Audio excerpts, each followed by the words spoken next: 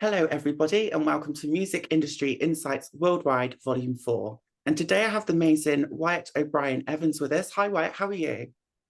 How are you, Saskia? Very Happy well. New Year. Happy New Year to you, and thank you for your time and for coming on to the show today. Very much appreciate that. My pleasure.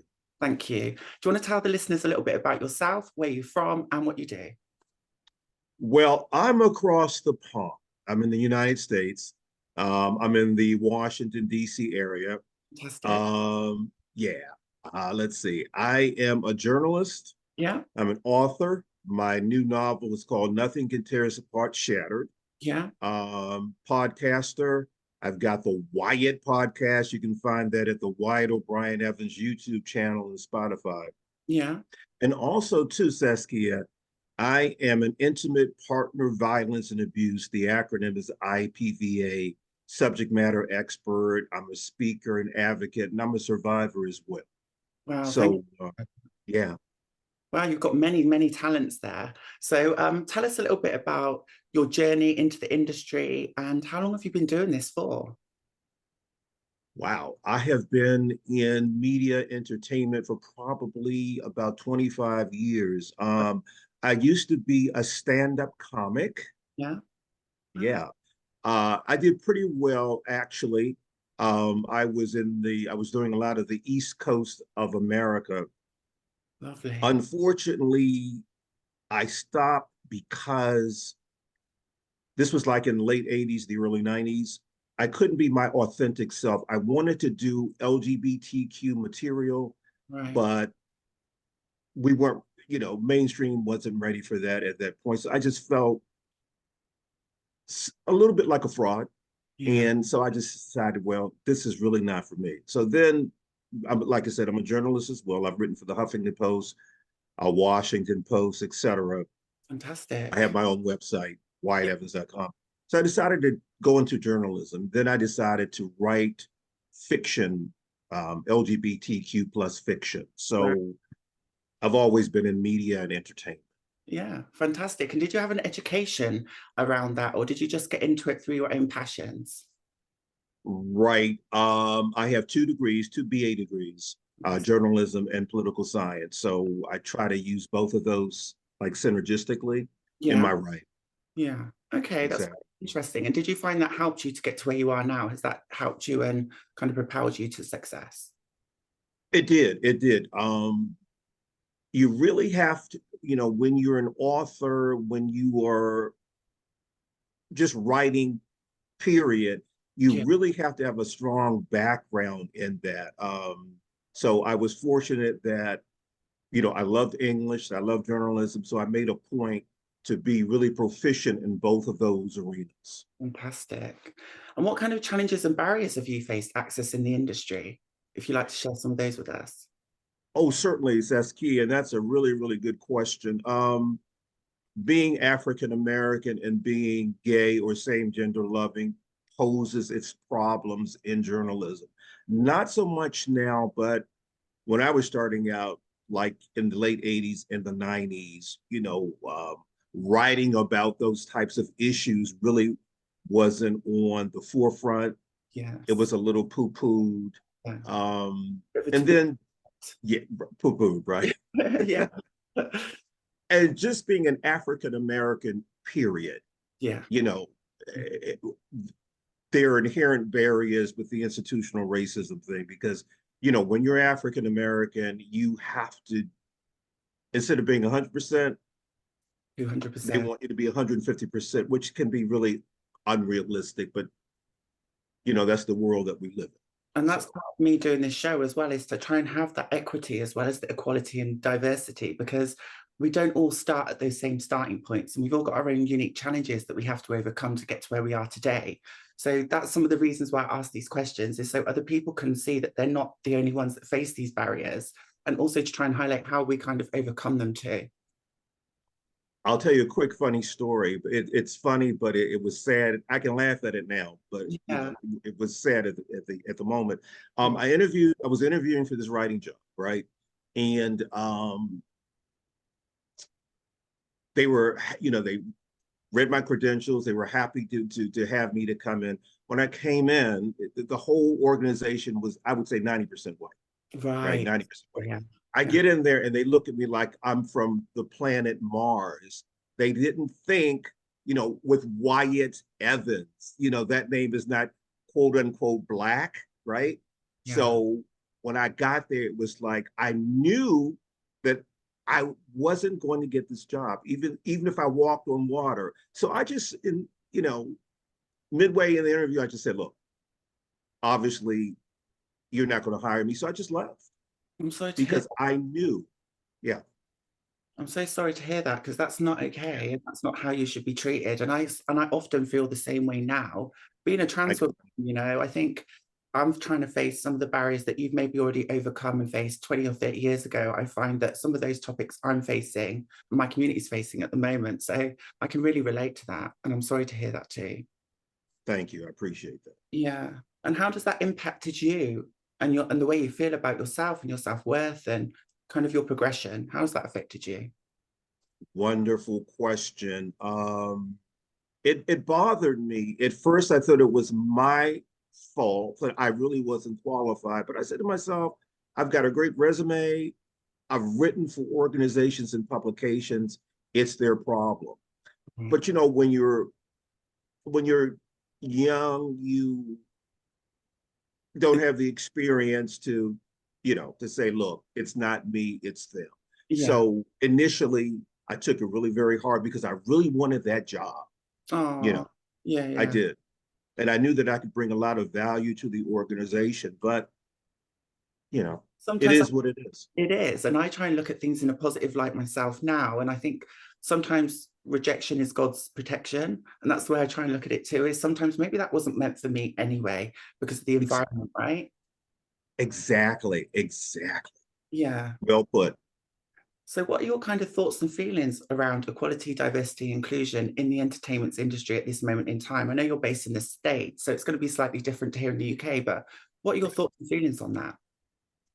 In the States, we still have a long way to go as far as sexual orientation and Mhm. skin color. We really, really do.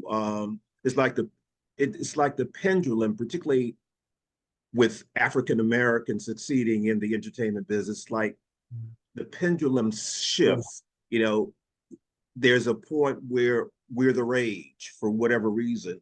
Mhm. Then Something else. not so much. Yeah. So we still have so many barriers to overcome. Things are better. You Yeah. know, I'm the type of person I like to look at the glass half full, right? Yeah. Things are better, but it needs to get better for race and sexual orientation and gender. Okay. So if there was two things you could change in the next couple of years, any two things, what would they be specifically? Ooh, um, hmm. There needs to be, there's definitely, Saskia, it needs to be more representation Mhm. in the LGBTQ community in movies and TV in the States, and particularly portraying trans individuals. Mhm. Definitely. Yeah. And within that subset, there needs to be more, you need to see more Black gay men in TV and movies. And we don't see that.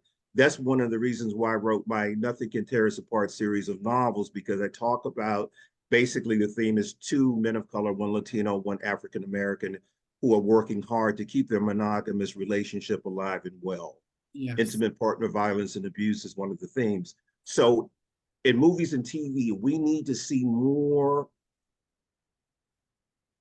LGBTQ plus representation, particularly transgender. And we also need to see more Black and LGBTQ people behind the scenes, because when you think about it, behind the scenes is most important. They decide what's going to be on the screen. Yes. So we need more of us in positions of power to make that happen. That's a great answer. And I think that's something that I'm always working on is to have communities writing about their own communities rather than Right. outside of your community writing what they think the community should be or how the community is when it's not the authentic representation of that. So I think that really helps. Exactly. Yes. So kind Mhm. of, do you think the cultural and age differences have had an impact on the kind of equality and diversity around LGBT, gay men, trans people? Do you think that's had an impact on the political atmosphere as well in the States? Because it can be very divisive. So do you think that's had an impact on the success and the role models and the visibility? Yeah, ageism, unfortunately, Saskia, in the States anyway, Yeah. ageism is alive and well. I'm an old guy. You're not you're not an old guy. Don't you dare say that's Wyatt. That's not true. You're a spring chicken still in my eyes. You've got loads of life left, yeah. I love that. But, I'm not going to tell people how old I am, Yeah. but, you know, ageism is alive and well. It appears, I mean, even in straight mainstream entertainment, the focus is on youth. When you hit 40, it's like bye-bye, you're out to pasture. But we need to see more stories of LGBTQ people of color. We need to see that because the world isn't just 20s and 30 something people. We need to see so many different stories to reflect the true diversity of the world that we live in. I love that. And I really respect that. And it's another thing that we can look at is like 20 and 30-year-olds, okay, some of them might have experienced that intimate partner violence. And a lot of people might not have even experienced it at that age because I hadn't when I was in my 20s or 30s. So I think that's also another thing where as I've kind of grown up and got older, is that you experience more, you learn more along the way, and you're able to relate to those and represent those as well as part of your own personality and your persona, right?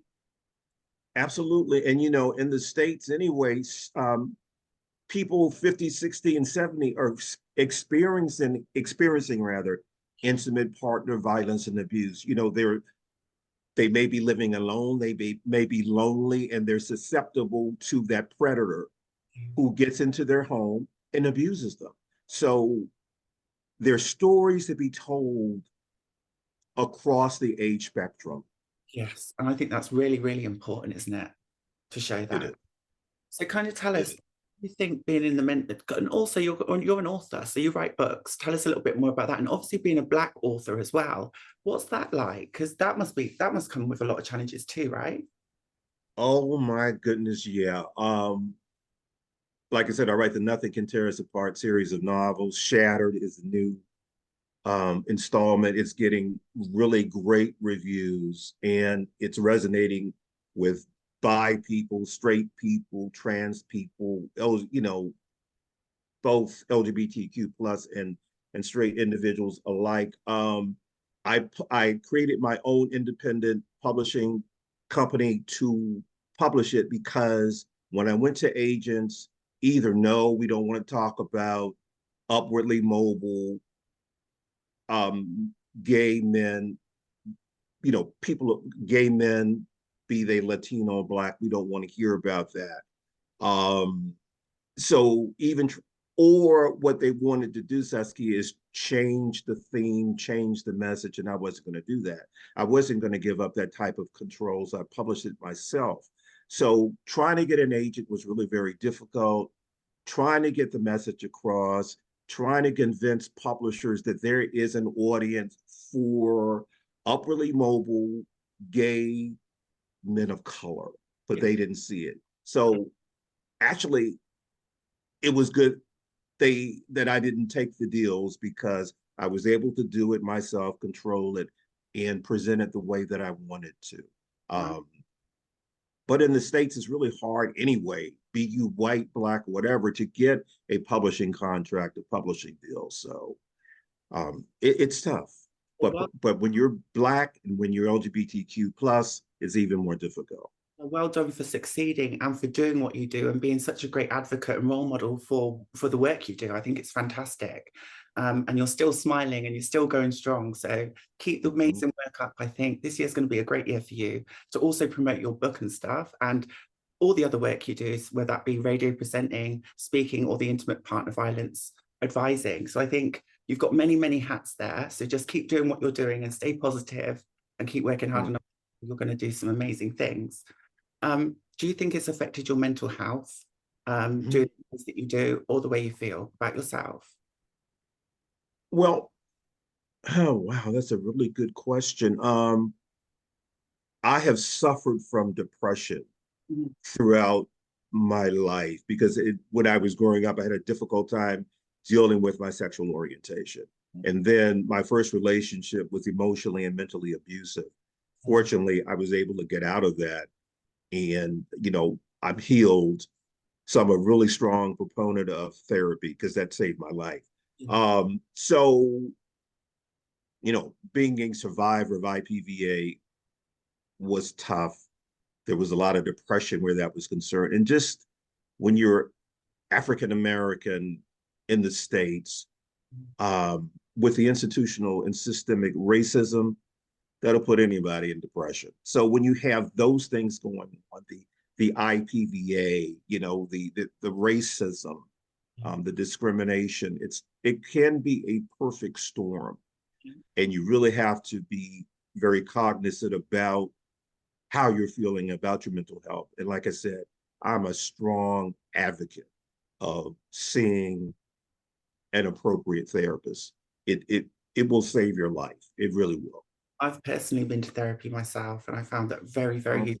I went through my own domestic violence incident. So I think that really, really helped me actually to understand what red flags are and just little things that I didn't even understand previously because I wasn't right. aware of them. So I think also going to therapy, it's not just about the way you feel, but it's also understanding techniques and the way you deal with situations yourself and how to better prevent those from happening again. Exactly. Exactly. I like it. I give people this example when I do workshops about IPVA and I talk about the whole mental health thing. Here's the example I give. Let's say, for example, you break your arm, right? You're not going to treat it yourself. You're going to go to the doctor. He or she will probably prescribe pain meds and put it in a cast. So Right. you have to you need to seek professional help. It doesn't necessarily mean you're crazy. It just means that you need to work on something so that you can heal and feel better. And also process the trauma that you've been through and recover from that. Right. Absolutely. Yeah, definitely. And kind of, have you ever also suffered? I know you've touched on this already, discrimination and stigma, but do you still suffer from that now? Even though you've done all these things and you're doing all these amazing jobs, the lack of opportunities, the discrimination, the stigma, do they still exist? Oh yeah. Um, and yeah, stigma is like can be the albatross around your neck that's choking you, Yeah, particularly where intimate partner violence and abuse is concerned. That's why you have a lot of gay men not reporting it because no man wants it known that another man is beating him, right? So that's stigma there. Stigma also in when you're African American or you're a person of color and you're just dealing with trying to survive in the world because still you have this too many people put a premium on whiteness, yes. so stigma can affect you in so many different ways. It affects, people of different genders, different orientation, sexual orientations, different ethnicities, different races. Yeah. And I think that's another great point you make, actually, when I think about it, because I'm from a mixed heritage myself. So my mum's African American, as I said to you before. And I think must be harder for certain people in different communities, for example, the Black community to be accepted as gay than it would be for someone from the white community to be gay as well, and those different challenges, right? So how did you find that? I'm so glad, Saskia, you touched on that because unfortunately, too many times in the African American community, Yeah, uh, if you're gay, you're ostracized. yeah, That stigma there. Sometimes, unfortunately, being gay or same gender loving just isn't readily acceptable in the African American community. So, therefore, you have that stigma, and then you're entering the world at large. So, you're dealing with white racism, right. right? Yeah. And then you're LGBTQ. Systemic So, you failure. have Yeah. exactly. So you've got all of these different forces coming together, and it's just a whirlwind that you have to deal with to get through to the other end, right? And I really feel for you. And this is why we need more representation of role models like yourself, speaking up and sharing these stories so other people can understand them from your point of view. Does that make sense?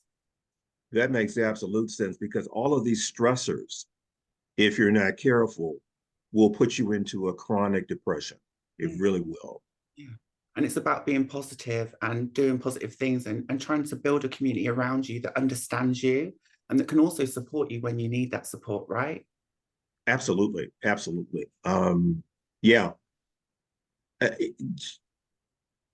Again, I'm the type of guy, I stay as positive as I possibly can, and I believe in the glass being half full Right. That makes sense. I or like, more. yeah. But as long as it's not full, because you can't have it to be full, can you? You need to have that little bit of space where you can just kind of decompress and be yourself. Exactly. Definitely. So the last question, this has gone really fast actually. So what are your Mhm. successes and wins in the industry? And do you have any things up and coming projects, singles or releases that you would like to share with the viewers? Okay, thank you. Well, my podcast, Wyatt, Yeah. my Eponymous podcast, like I said, on YouTube and Spotify, is doing so extremely well. And what I do with the podcast is I highlight critical issues in the LGBTQ plus community, and I have individuals who are making their mark within the community. It could be an activist, an author, a porn star. It could be um, a politician. Because what I try to do with the podcast is represent all as much of the LGBTQ plus community as possible. And the podcast is doing extremely well. I'm so proud of it. And my Nothing Can Tear Us Apart series of novels is really making people think about intimate partner violence and abuse. It's a great conversation about monogamy, particularly within the African American people of color community. So I'm so proud of those two successes. Um, I am working on the next novel as we speak. I started it yesterday. Congratulations. Um, yeah, and I'm growing the podcast. So yeah, I'm really, and I'm also still on the Shattered tour. So I'm going to be doing virtual events, and also in-person events. So I got a lot going on, and it's so much fun. So if people want to find you on your social media handles or any kind of websites, do you want to shout those out now so people can find them? And I'll leave them in the description below as well. So if anyone's interested in finding the work that you do, it will be in the description below as well. I need a cheat sheet. Okay, first of all, go to my website, which is WyattEvans.com. You can find me on Twitter at MISTERWOE. That's Mr. Woe. Also, too, on Facebook, Wyatt O'Brian Evans. And Instagram is SIR dot Wyatt Official. So that's Sir dot Wyatt Official. Fantastic. That's been amazing. And thank you again for coming on the show and just sharing some of your challenges, some of those barriers, what you're doing now. And where's your next couple of tours in America? Is there any places in America that people might be able to come and see you in person? Where's your next stops on your tour? Well, you know what? I will know more about that probably in about a week and a half. You can always go to the events page at WyattEvans.com, and it's all there. Perfect. So if anyone's listening in the States, please go along and support Wyatt and the amazing work that Wyatt's doing and for the rest of the LGBT community, because it's absolutely fantastic. And it's been such a pleasure to have you on today. Thank you for your time. Really appreciate it. Saskia, you are fantastic. Oh, thank you. I really appreciate your kind words and God bless you and stay up with the amazing work that you're doing. And I'm so glad we have met. So thank you very much. Thank you for having me on. That's a pleasure. Thank you. Mwah.